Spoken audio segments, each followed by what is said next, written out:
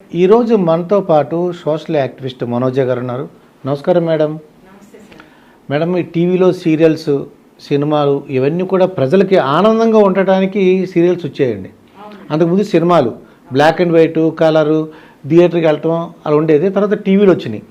ఆ టీవీలో మళ్ళీ కొన్ని అవర్స్ ఉండే, దూరదర్శన్ కూడా కొన్ని అవర్సే. ఆ తర్వాత 24 hours number of channels, serials అన్నీ రావడం వలన ప్రజలందరికీ ఎంతో ఇష్టపడి చాలా ఆనందపడ్డారు. కానీ కొన్ని కుటుంబాలు చూస్తుంటే ఈ సీరియల్సే వాళ్ళకి శాపంలాగా ఉంది మేడం. ఇక్కడ ఎలా అంటే, ఒక సీరియల్ యాక్టర్ పవిత్ర రీసెంట్ యాక్సిడెంట్ అయింది. అంతకుముందు ఎమ్మెల్యే, ఉదాహరణకి ఏంటంటే ఎమ్మెల్యే గారు ఏదో కార్ యాక్సిడెంట్ జరిగింది. అంతకుముందు బీఆర్ఎస్ ఎమ్మెల్యే అండి. యాక్సిడెంట్ జరగడం, చనిపోవడం అది మామూలు యాదృచ్ఛికం, అది భగవద్ నిర్ణయం మనం అనుకోవచ్చు. కానీ కొన్ని చేతులారా మనుషులు ఇలా చేస్తుంటే బాధ అనిపిస్తుంది మేడం. ఉదాహరణకి ఏంటంటే, ఈ పవిత్ర చనిపోయింది. ఇవాళ మనకి ఆ చందోన్ అతను, చంద్రకాంత్ అనమాట, అతను కూడా ఆత్మహత్య చేసుకున్నాడండి. చాలా అసలు దీన్ని ఎలా చూద్దాం అంటారు మీరు? ఫస్ట్ ఆఫ్ ఆల్ పవిత్ర చనిపోయిందంటేనే ఒక రకమైనటువంటి షాక్ గురయ్యాను. ఏంటి ఇంత యవన దశలో యంగ్స్టర్స్ ఇలా చనిపోతున్నారు, ఏంటి అసలు ఎందుకు ఇలా జరుగుతుంది అని కొంచెం బాధ అనిపించింది. ఎందుకంటే మంచి ఫేమ్ ఉన్న అమ్మాయి, త్రినయని సీరియల్ తో ఆమె చాలా ఫేమస్ అయింది. మంచి actress, no doubt about it. ఆమె చాలా హర్డిల్స్ ఫేస్ చేసి ఆ స్థాయికి వచ్చిందని విన్నా. నేను కూడా బయోడేటా చదివా. నేను ఆ బయోగ్రఫీ అంతా వెనక్కి తీస్తే, వీడియోస్ అన్ని చూస్తే చాలా మంచి యాక్ట్రెస్ అనిపించింది. మంచి విలన్ గా రాణించింది. మంచి ఫీచర్ ఉన్న అమ్మాయి. సడన్ గా ఏంటి ఇలా జరిగింది అని నాకు కూడా కొంచెం బాధ అనిపించింది. కానీ పొద్దున నేను జస్ట్ యూట్యూబ్ ఆన్ చేస్తే చందు ఆత్మహత్య అనగానే నాకు అసలు ఐ వాస్ షాక్ అన్నమాట. ఒక మనిషి మరో మనిషిని, ఆపోజిట్ జెండర్ ఇంత ఇన్ఫ్లుయెన్స్ చేస్తుందా? అసలు ఏంటి ఇంత ఇన్ఫ్లుయెన్స్? అబ్బాయి చనిపోవడం ఏంటి? మొన్న 3 days బ్యాక్ నేను ఈ న్యూస్ విన్నప్పుడు ఇంట్లో ఒక చిన్న డిస్కస్ చేశాను మా పాపతో. నేను, అమ్మా నాకు ఈ అబ్బాయి మాట్లాడుతున్నాడు, ఏమంటున్నాడంటే, పవిత్ర చనిపోయేటప్పుడు నన్ను చూసి షాక్ గురయ్యి హార్ట్ అటాక్ వచ్చింది పవిత్రకి అని చెప్తున్నాడు. చెప్తున్నప్పుడు ఎక్కడో అబ్బాయి మొక్కల్లో నిజంగానే ఆ అమ్మాయిని అంత ఇష్టపడుతున్నట్టుగా నాకు అనిపించింది. ఈ రోజుల్లో ప్రేమలు ఎక్కడ ఉన్నాయంటే, ఆడవాళ్ళ మధ్య మగవాళ్ళ మధ్య డబ్బు కోసమో లేకపోతే ఏదో ఫేమ్ కోసం చేస్తారు. కానీ వాడి మొక్కల్లో ఎక్కడో నాకు, వాడనుకుంటూ చంద్రకాంత్ మొక్కల్లో ఎక్కడో నాకు కొంచెము జెన్యూనిటీ కనిపించింది. నిజంగా ఆ అమ్మాయిని ఇంత ప్రేమించాడా అనిపించింది.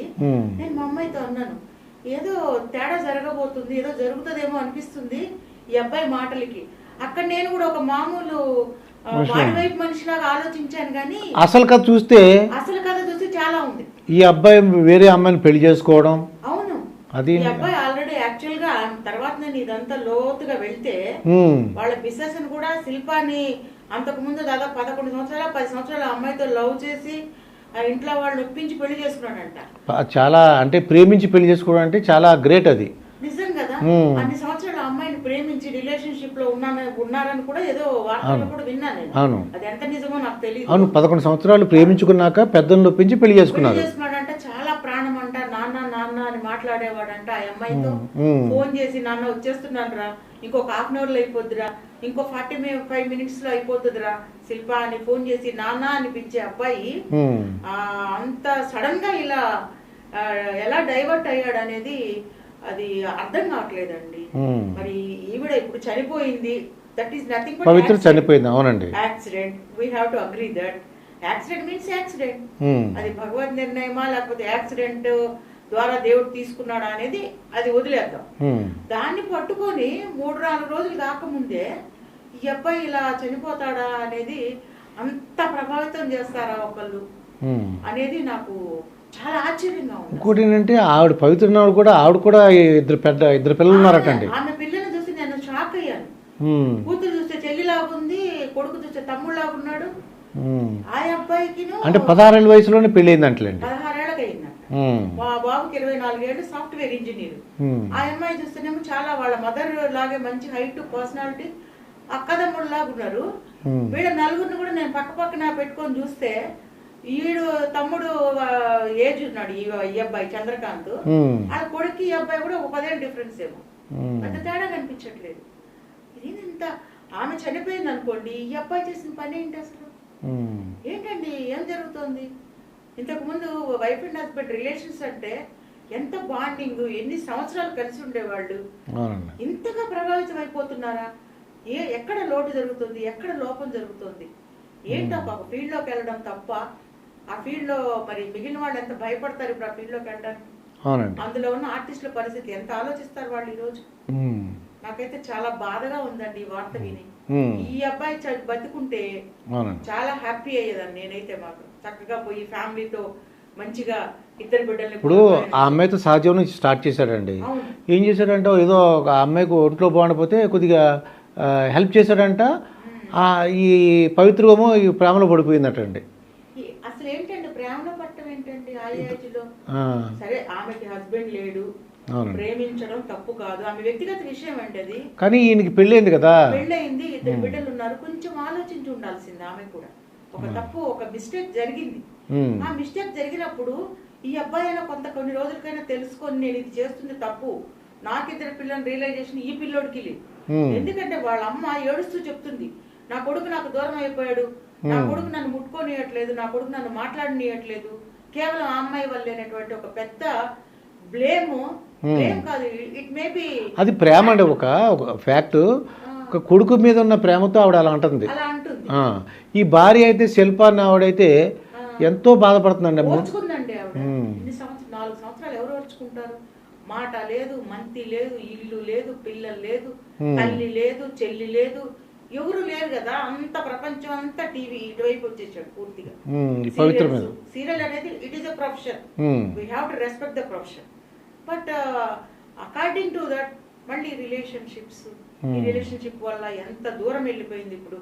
ఆ ఇద్దరు బిడ్డల పరిస్థితి ఏంటి, ఆ భార్య పరిస్థితి ఏంటి, ఆ తల్లి బిడ్డను పోగొట్టుకున్నదంటే తల్లికి ఎంత కోత, కడుపు కోత కదా. ఆమె ఎట్లా ఫీల్ అవుతుంది, ఎంత బాధపడుతుంది, రోధిస్తుంది ఆమె, చెల్లెలు రోధిస్తుంది, భార్య రోధిస్తుంది. ఎవరికి లాభం దీనివల్ల? ఎవరికి లాభం? ఇప్పుడు మళ్ళీ చనిపోయిన వాళ్ళు మళ్ళీ తిరిగి రారు. కావాలని చేసింది కాదు, ఇది కావాలని చేసింది కాదు, యాక్సిడెంట్ ఇది, చనిపోయింది. నిన్ను అంతగా ప్రేమించి ఉండొచ్చు, కాదనటంలే. ఆమెకి ఇంకా వేరే ఇది లేదు కదా, ఇద్దరు పిల్లలు, ఫ్రీ బర్డ్. హస్బెండ్ లేడు, ఫ్రీ బర్డ్ కదా, తనకు ఒక హక్కు ఉండొచ్చు ప్రేమించడానికి.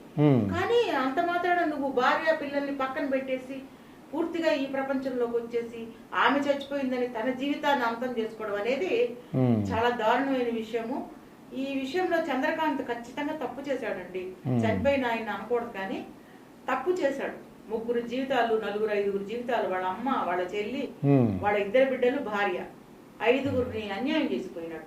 ఇంకా ఈయనేదో ఆ పిల్లల్ని కాస్త ఆదరణ ఇస్తాడని చెప్పుకుంటూ ఆ ఇద్దరు బిడ్డలను కూడా వాళ్ళు కూడా పాపం అంకులేనో లేకపోతే చిన్నడా ఏదో పిచ్చుకుంటుండేవాడు కదా. పవిత్ర పిల్లలు కూడా, వాళ్ళని కూడా నేను ఆదుకుంటానని చెప్పినాడు టీవీలో కూడా, స్టేట్మెంట్ ఇచ్చాడు. ఆ బిడ్డల్ని నేనే చూసుకోవాలి కదా అన్న మనిషి సడన్ గా ఆత్మహత్య ఎందుకు చేసుకున్నాడు అనేది నా ఆలోచన. అవునండి. ఇప్పుడు ఏమవుతుందంటే మేడం, కొన్ని ఈ ఆత్మహత్య సిమ్టమ్స్ వచ్చినప్పుడు అతను ఇన్స్టాగ్రామ్లో కూడా పెట్టాడంటే ఫ్రెండ్స్ కూడా మెసేజ్ చేశాడు, వాట్సాప్ పంపించాడు. అప్పుడన్నా ఈ ఫ్రెండ్స్ కానీ ఎవరన్నా కొద్దిగా డాక్టర్ దగ్గర తీసుకెళ్తే సెట్ అవునండి. ఇంతమంది ఉన్నప్పుడు ఆ అబ్బాయిని ఒంటరిగా వదలకుండా ఉండాల్సింది. నేనేమంటున్నానంటే, నేను ఇంకా ఫ్యూచర్ లో కూడా అలాంటి పరిస్థితి ఎవరికైనా వస్తే భార్య కావచ్చు, మరి ఆమె నేను భార్య అనకూడదు, ఆ అమ్మాయితో ఒక రిలేషన్ సహజీవనం చేస్తున్నాడు కదా. అలాంటి అమ్మాయి చనిపోయినప్పుడు ఈ అబ్బాయి అంత డిప్రెషన్ లో ఉన్నప్పుడు ఒక్కడే ఉన్నాడని ఎవరైనా ఒకళ్ళు మానిటర్ చేసుకొని దగ్గర ఉంటే ఇది జరగకపోయిండదని నాకు అనిపిస్తుందండి. ఫ్రెండ్స్ ఎవరన్నా దగ్గరుండి చుట్టాలు కానీ డిప్రెషన్ లో ఉన్నాడు, ఏదో జరగబోతుంది, ఈ తల్లిదండ్రులు ఎవరైతే ఆక్రోశంగా మాట్లాడుతున్నారో వీళ్ళైనా బిడ్డ ఇలా కోల్పోయాడు, ఏదో ఒక ట్రాన్స్ లో ఉన్నాడు, మనం వెళ్ళి కనీసం దగ్గర ఉందాము, ఓదారుద్దాము అనేటువంటి ఆలోచన ఒకరికన్నా ఈ పగలన్నీ పక్కన పెట్టి చేసుంటే ఖచ్చితంగా చంద్రకాంత్ బతుకుండేవాడు. అదే ఆ ఒక్క క్షణం కాపాడగలిగినట్టయితే మీరు చెప్పింది కరెక్ట్. ఆ ఒక్క నిమిషం ఆ అబ్బాయిని తప్పించుంటే ఖచ్చితంగా బతుకుండేవాడండి. అసలు ఈ రోజు ఇలా మాట్లాడే సందర్భం మనకు వచ్చుండేది కాదు. అదే నేను అంటాను, ఎవరైనా దుఃఖంలో ఉన్నప్పుడు పాత పగలు పెట్టుకోకూడదు, పోయి పలకరించాలా. ఎంత తప్పన్నా చేసి ఉండనివ్వండి. ఆయనకు సంబంధించిన ఒక వ్యక్తి మరణించింది అన్నప్పుడు కనీసం దగ్గరుండి తల్లిలో ఈ ఎవరైతే భార్యో లేకపోతే చెల్లు, నిజమే వాళ్ళకు కోపము బాధ అన్ని ఉన్నాయి, నేను కాదనటప్పుడు. ఇప్పుడు అసలు మనిషే పోయాడు కదా, ఇప్పుడు ఏం మనిషే కోల్పోయాం కదా సార్. ఆ భార్య ఏం చేస్తుందండి, శిల్ప ఉంటుంది, పోలీ దూరంగా ఉన్నాడు, నిన్ను ఈవిడితో టచ్లోకి వచ్చిన తర్వాత పవిత్ర గారితో ఇంకా నీ మొహం చూడబుద్ధి అవ్వట్లేదు, 11 సంవత్సరాలు పెళ్ళి అంటే ప్రేమించి పెళ్లి చేసుకున్న అతను నీ మొహం చూడబుద్ధి అవ్వట్లేదు, నీతో మాట్లాడబుద్ధి అవ్వట్లేదు. అప్పుడు ఈ అమ్మాయి అనిందంట, మీరు ఎక్కడన్నా ఉండండి, ఏమైనా ఉండండి, కానీ మీరు హ్యాపీగా ఉండండి, హెల్తీగా ఉండండి. హ్యాపీగా ఉండే హెల్తీగా అంటే ఏ మందు అలవాటు ఉండుంటది. ఇప్పుడు నాకు కూడా ఇంకొక మాట అనిపిస్తుందండి. ఈ చంద్రకాంత్ గారు ఒంటరిగా ఉండి కొంచెం డ్రింక్ కూడా ఏమన్నా చేసి ఉంటే అది ఏమన్నా కొంచెం అది ఏం చేస్తున్నాడో తెలియని పరిస్థితుల్లోకి ఏమైనా వెళ్ళిపోయాడా అని కూడా నాకు అనిపిస్తుంది.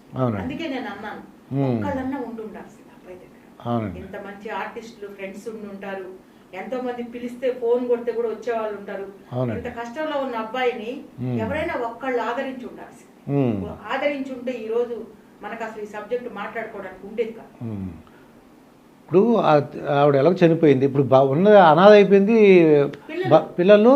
మరి భార్య అంటే భార్య కూడా పాపం ఇప్పుడు ఇతన్నే నమ్ముకొని వచ్చిన అమ్మాయి ఈయనంటే అంటే తల్లిదండ్రులు ఆవిడ చెప్పుకుంటారు, అప్పుడు వద్దు వద్దు అని చెప్పుకుంటారు, వద్దన్నా కూడా మరి ఒప్పించి పెళ్లి చేసుకుంది. ఇప్పుడు ఏమనుకుంటారు, వాళ్ళకి ఏం చెప్తారు సమాధానం తల్లిదండ్రులు? చెప్తారు ఇప్పుడు ఆమె ఒంటరితనంగా మిగిలిపోయినట్టే కదా. ఇన్ని సంవత్సరాలు భర్త ఉండి లేని దానిలాగా బతికింది.